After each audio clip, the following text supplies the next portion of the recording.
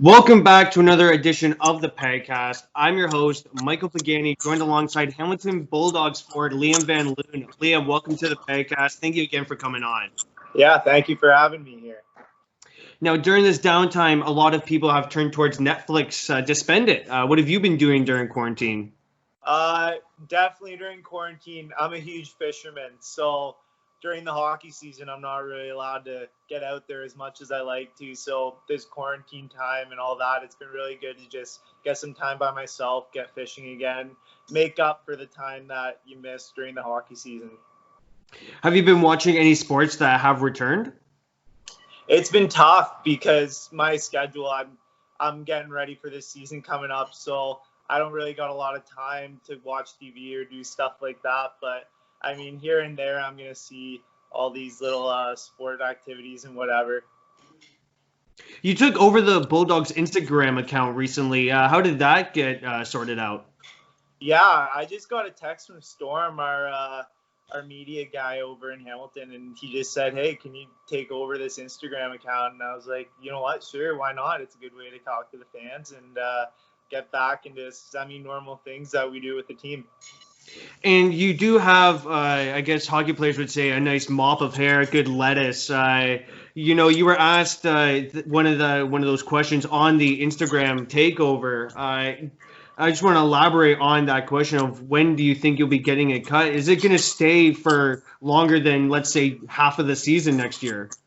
I have a couple plans. I know a couple of the guys on the team are also growing their hair out, but I'm not going to get too into it. But I definitely do have plans for my hair coming up.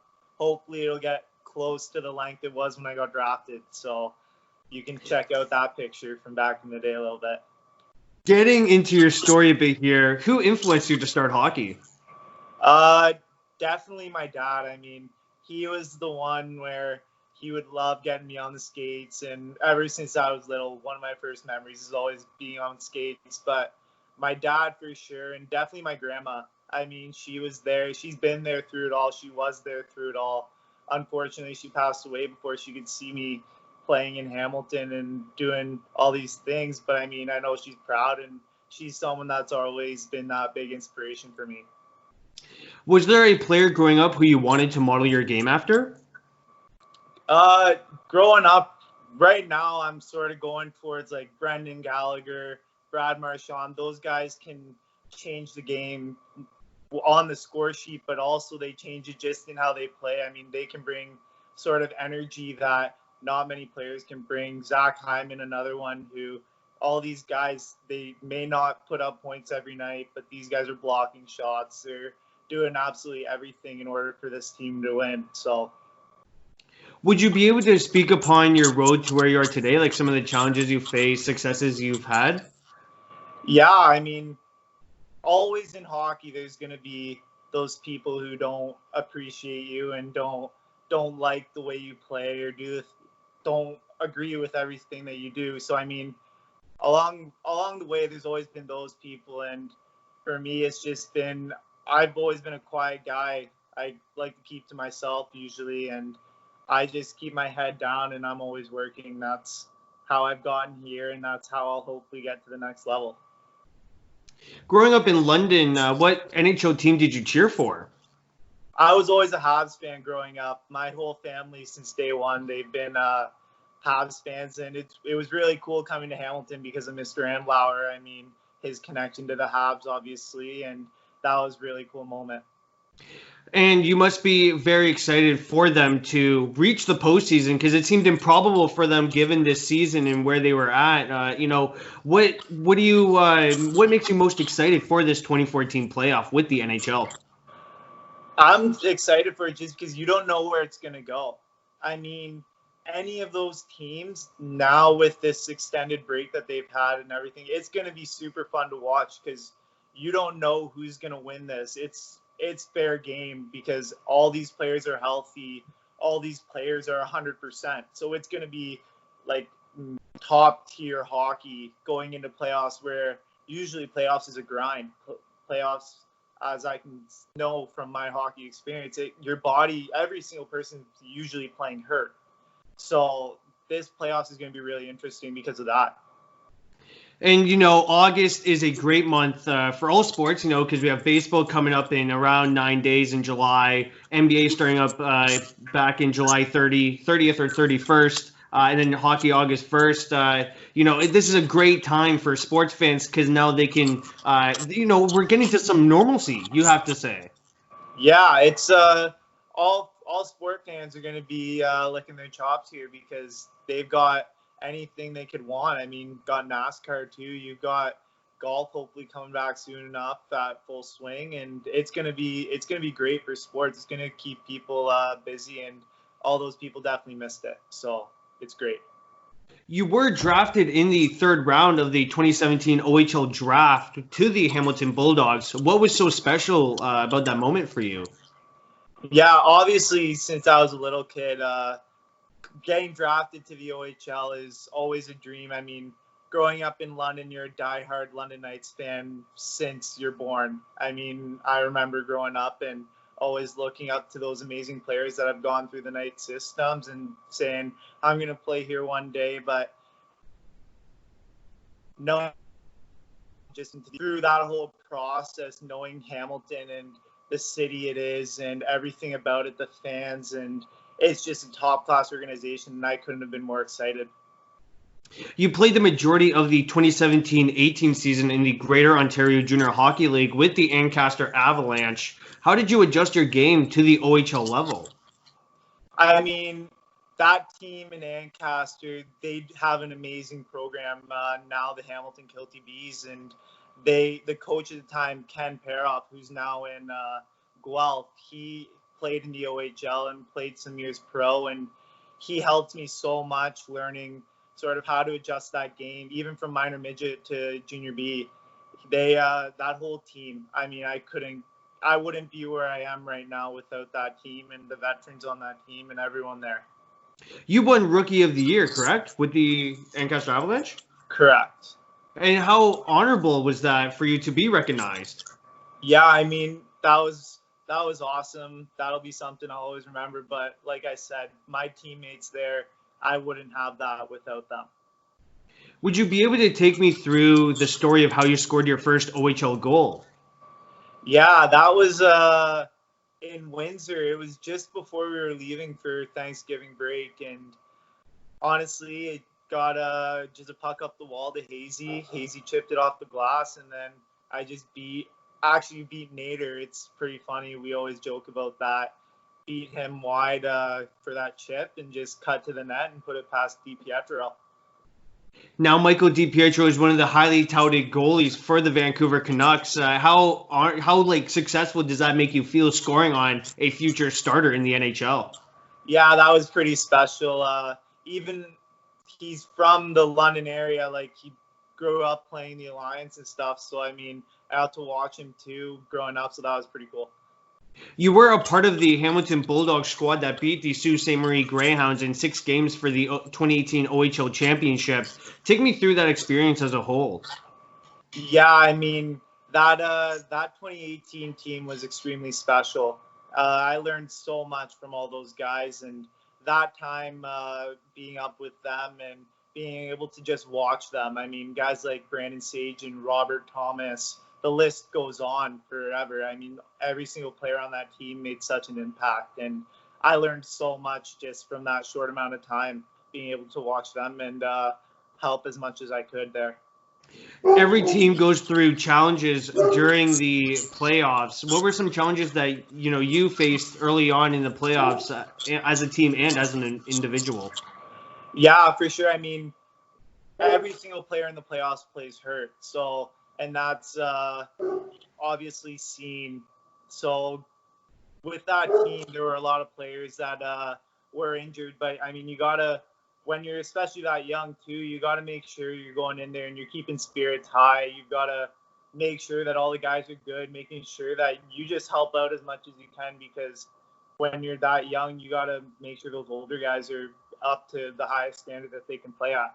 So it's all about helping and making sure that we're all getting things ready and getting things done so that we can have the best performance on the ice and hopefully get the win.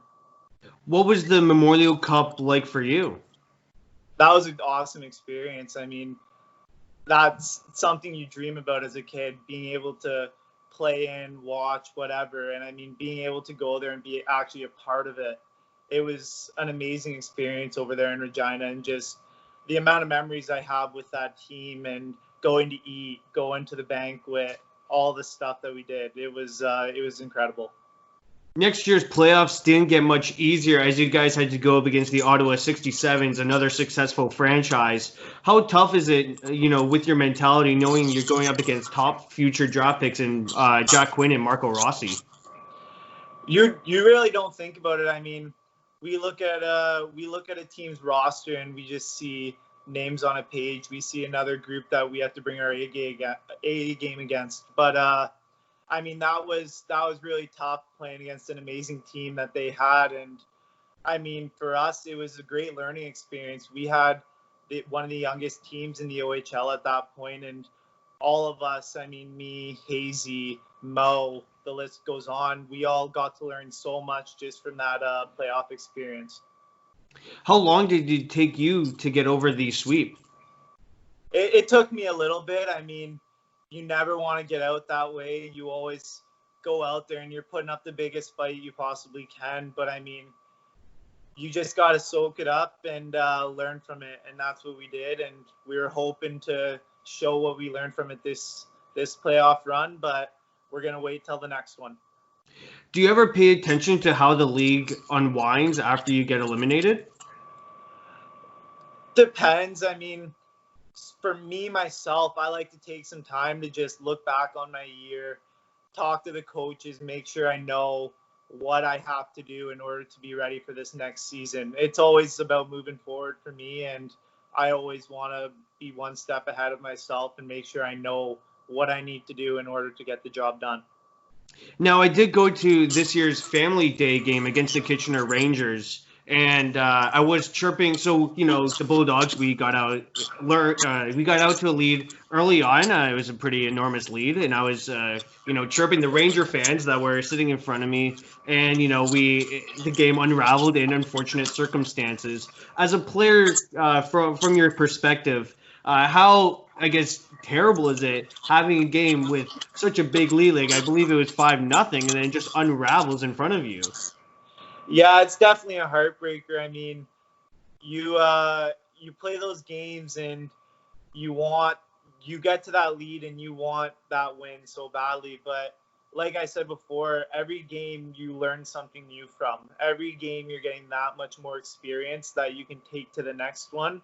And from that game, I think, although we didn't get that win, that was one of those games where in the team, it was a turning point, and we became so much closer after that game with not just ourselves, but with our coaching staff, with our general manager, with everyone. That game really brought everyone closer together and allowed us to really get that mentality switch on again and back into it. You took on a bigger role these past 2 seasons. How were you able to create that opportunity for yourself? I mean, for me personally, I just put my head down and go to work, and that's it's sort of in my family roots. I mean, my family on my dad's side, farmers, and have that sort of gritty mentality. My mom's family not from Canada, so both sides have always worked for what they had, and I mean, that's been enrolled in me, and that's how it'll always be. Just put my head down and always work. Take me through your pregame routine. Yeah, so I'll usually get to the rink 2.5 hours before. I'll eat before I get to the rink, just whatever my billet mom makes for me. We usually have it set out in stone on my meal plan, and then I'll get to the rink. I'll have my headphones on, just take some time to myself, tape my sticks, be with the guys, goof around a little bit. Then I'll go roll out. Then we got team video. Then go get a warm-up in, get some spike ball or some sewer going or whatever with the guys. And then right there after that, that's really headphones on, and you're starting to get into it mentality-wise. Go for warm-ups and then back into the room and get ready for the game. How busy do you stay during a typical off-season? It's pretty busy for me. I like to right now I'm in the gym 5 times a week, and I'm on the ice 2 right now. But I'll get another couple ice sessions in a week, so hopefully it'll get up to 4 or 5 depending on this COVID stuff. And then yeah, that's usually a typical off season for me. Just on the ice almost every day, and in the gym definitely every day. What would you say is the biggest challenge for you this season? This season coming up, it's the amount of pressure that I'm going to be putting on myself, because I know that this team has what it takes, and I know that I need to step up in a big way. I mean, we're losing some of our key players in Nursey and Johnny and in Lance.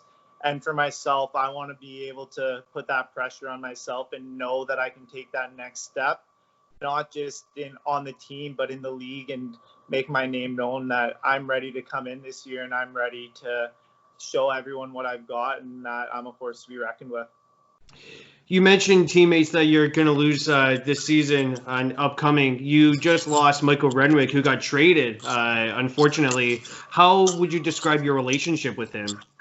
Yeah, Rennie was awesome. I mean, from his first day here in Hamilton when we started up, I was driving him everywhere. So me and Rennie were pretty close. It sucks that he had to go. I mean, I'm going to miss that guy so much. He was an amazing teammate and an even better player. But you know what? He's going to get an opportunity in Windsor, and he will definitely be a force to be reckoned with next year and in the future in the OHL. Hypothetically speaking, if you do dangle Rennie or Michael Renwick on the Windsor Spitfires, will you chirp him afterwards about that? Yeah, it'll no matter what, it'll always be you'll always hear me saying something to no matter who it is. But Rennie will be even funnier, and it'll be definitely more of a jab. You had the chance to play with Jan Yannick, who got drafted by the Arizona Coyotes, Arthur Kaliev, who got drafted by the LA Kings, and Jan Mysak, who's now a future first-round draft pick. How tight-knit would you say this group was this year? Yeah, I mean, this group this year, we were pretty special, and we always did everything together, and we all respected each other so much, and we were learning every day from each other. I mean, there's always something that you can learn going into the rink, and I mean, for me personally, playing with those guys, I got to learn so much from them. There's so many things that I got to see and that I get to now incorporate in my daily routine and in my everyday life, just from watching and being able to play with those guys. What are you able to say on your behalf of playing around, that talent? The one thing I can say is always expect the unexpected, because you never know what those guys are going to be able to accomplish and do on the ice. I mean, already this year with his lacrosse style goal out of nowhere, and I mean, Yan with his puck handling abilities and being able to protect that puck. I mean, you never know what to expect, and it was awesome playing with him. Was Arthur practicing that lacrosse move in practice?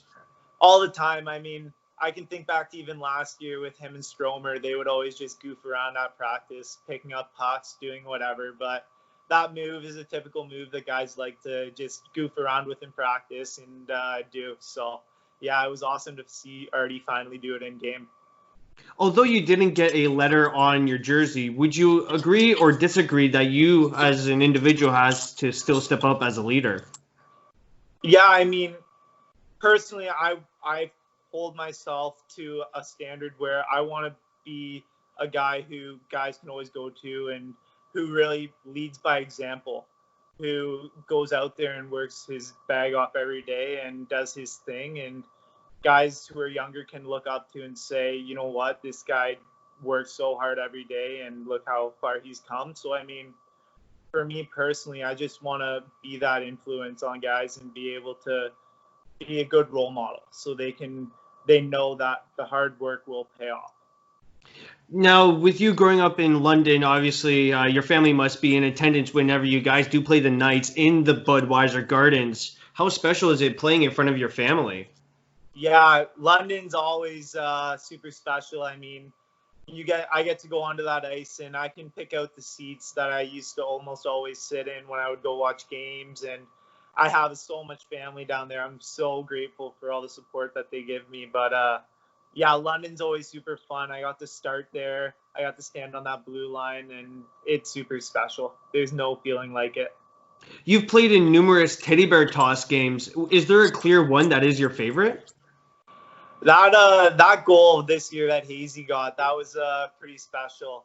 I mean, getting to watch him do that, especially on Sportsnet, it was pretty cool. And those Bears, I mean, they come flying, and Hamilton's always been known to have a good amount of Bears come down, so it's always super fun. Hypothetically speaking, you guys would have faced the Peterborough Petes in this year's playoffs. What would have been the key to stopping Nick Robertson, who had 86 points in 46 games? Yeah, he's an amazing player. He's a tremendous talent. You always know when he's on the ice, but we would have had a game plan. We would have been ready. We would have had everything planned out and good to go. How would you be able to solve Hunter Jones? He had a .275 goals against average and a .913 save percentage. When you run into a hot goalie, you just got to shoot everything and get as many bodies in front of him as you can. That's how you solve a hot goalie, no matter who they are. So that's what we would have done, just shoot everything. Is there a team in specific this year that was really hard to play against? Yeah, I mean, every game we go into, we know it's going to be a battle. We know it's going to be we have to bring our A game. But Ottawa was always super fun just because we're starting to get that big rivalry with them now. And they had so many tremendous talents. We always thought we were in pretty close with them, and we always brought our A game, and they always brought theirs when we were in town. So that was always a hard, fun, fought battle. What are some qualities of your game that you like, and how do you keep those qualities consistent? Yeah, I mean, I love being able to go into a corner and help dig for that puck. I mean, my grittiness, I love being able to just go in there and rough it up and get under people's skin. But my speed and being able to just be consistent, that's all thanks to the coaches and all thanks to my skills coaches and skating coaches. I mean, they've taught me everything so far, and I just got to trust my gut, trust them. And yeah, that's how I keep it going, I guess. What are some qualities of your game that you could improve on, and how do you go about improving on those qualities? Yeah, I mean, there's so many things in my game that I could nitpick and I say, oh, I want this to get better. But you just got to take them in chunks, and I got to just trust my coaches. I mean, they all know what's going to be the most important things for me to work on. And we just work together and we figure out how the best way to attack it is. What would you say is your go-to shootout move if you got the opportunity? Definitely forehand, backhand, but it depends. It'll be a goalie read sort of. You just gotta know where the goalie's positioned, and you just gotta figure out a way to get past them. Who was your roommate on road trips this year? I'm always with Logan Morrison. Me and him have been super close since day one, so it's always fun being on the road with Mo. And last question here: do you have any advice for aspiring hockey players that may look up to you? Yeah, if there's one thing I could say, it's just don't give up and work as hard as you can. I mean, that saying that you never know who's watching and all the hard work and in behind the lights where no one sees is the work that gets put out most and seen most. It's true. I mean, if you work as hard as you can, someone will notice at some point. And I've definitely had to learn that over time. I mean, you gotta just go in there every day and attack it and be able to say that I did get better today because I worked as hard as I could. I'd like to thank Hamilton Bulldogs forward Liam van Loon for joining me on today's Pagcast. Thank you again, Liam. Thank you very much for having me.